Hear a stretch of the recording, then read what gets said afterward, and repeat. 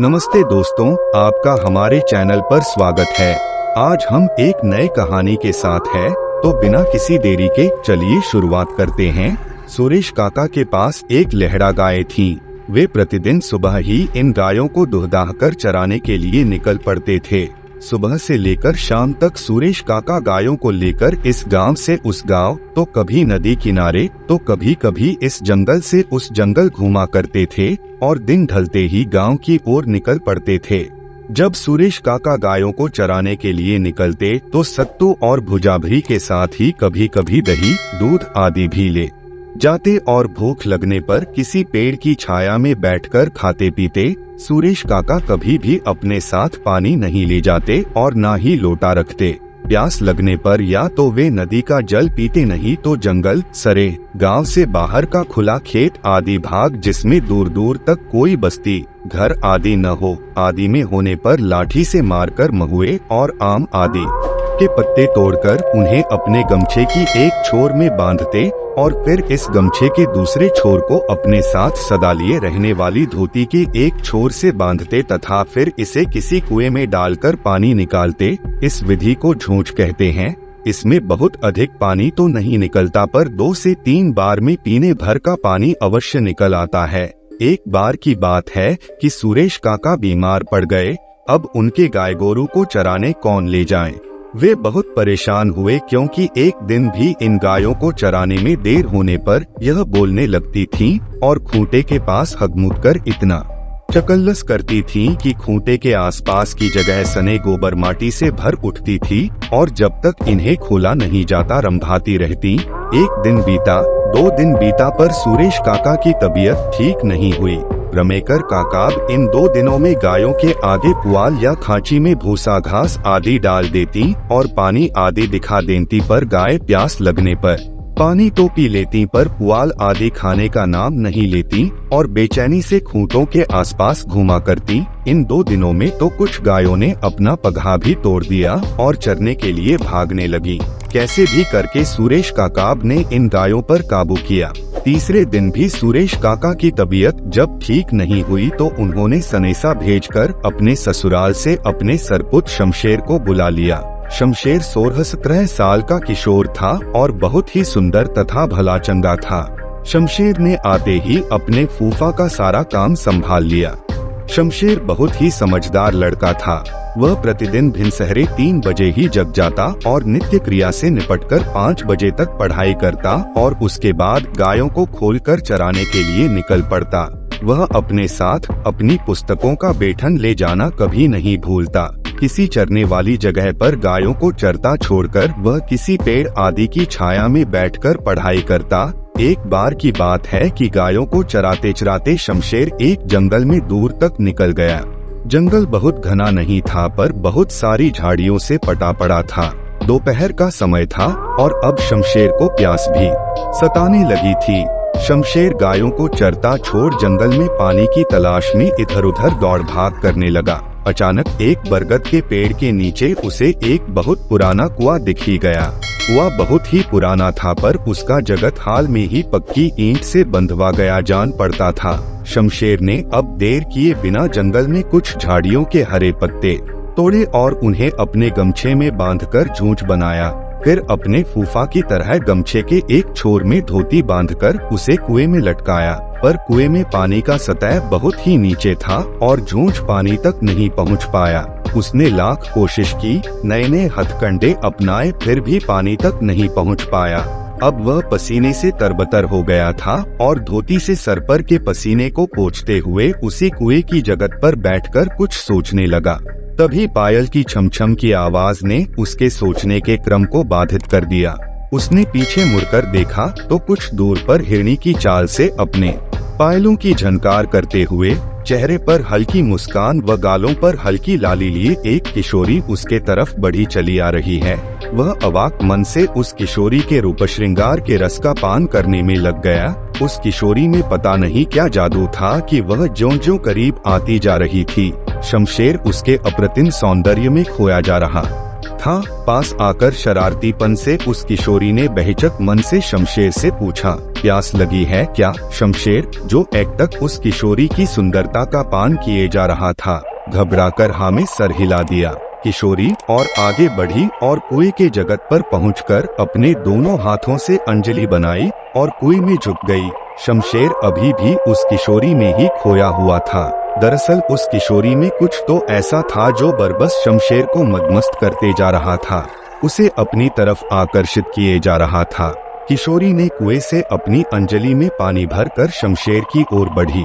शमशेर भी बिना कुछ बोले अपने हाथों की अंजलि बनाकर अपने मुंह में सटा दिया। किशोरी अपने अंजलि का पानी शमशेर के अंजलि में उड़ेलना शुरू किया और शमशेर भी अमृत रूपी जल को पीना शुरू किया। हाँ, यह अलग बात थी कि शमशेर की अंजलि से आधा पानी नीचे गिरे जा रहा था, क्योंकि वह पानी पीने के साथ ही उस किशोरी के चेहरे की आकर्षकता को भी एकटक पिए जा रहा था। न उस किशोरी के अंजलि का पानी खत्म हो रहा था और न ही शमशेर की प्यास बुझने का नाम ले रही थी।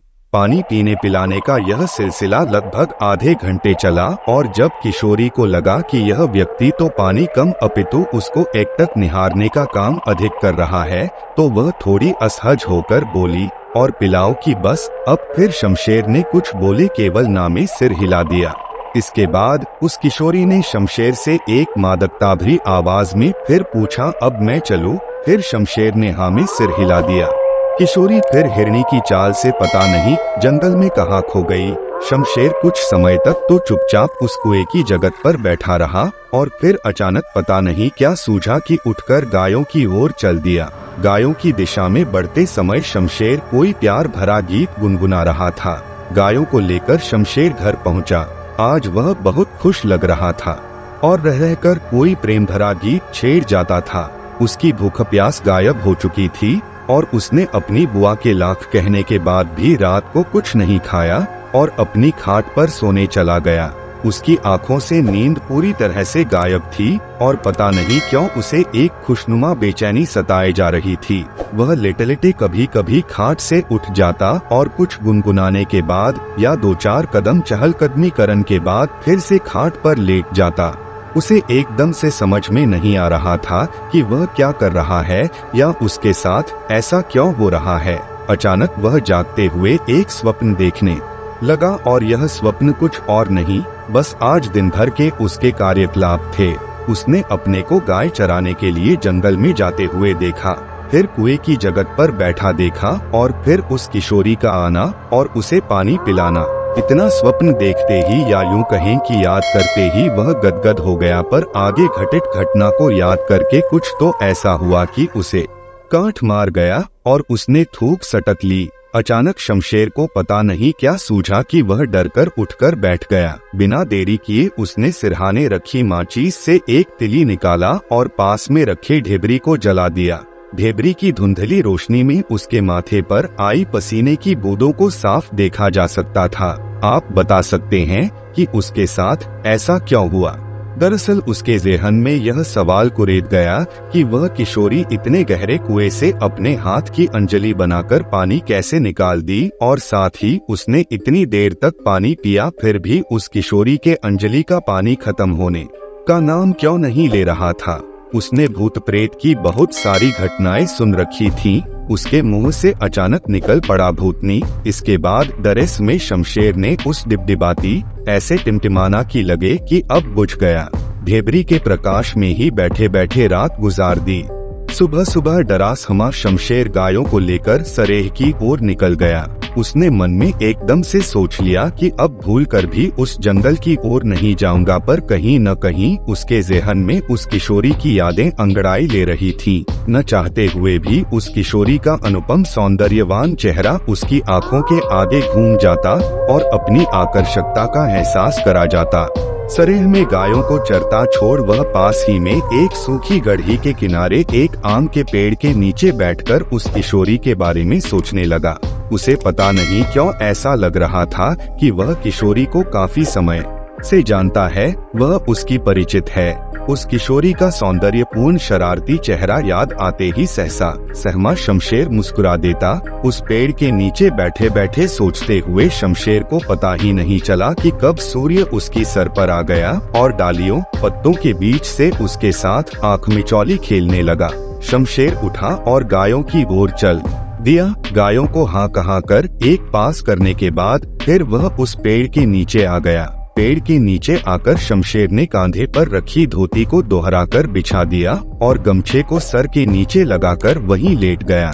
सरेह में कुछ चरवाहे या किसान नजर आ रहे थे। डरने की कोई बात नहीं थी क्योंकि दिन था और उस सूखी गढ़ी के एक किनारे रजमतिया काकी पेड़ों पर से गिरे सूखी लकड़ियों को एकत्र कर रही थी।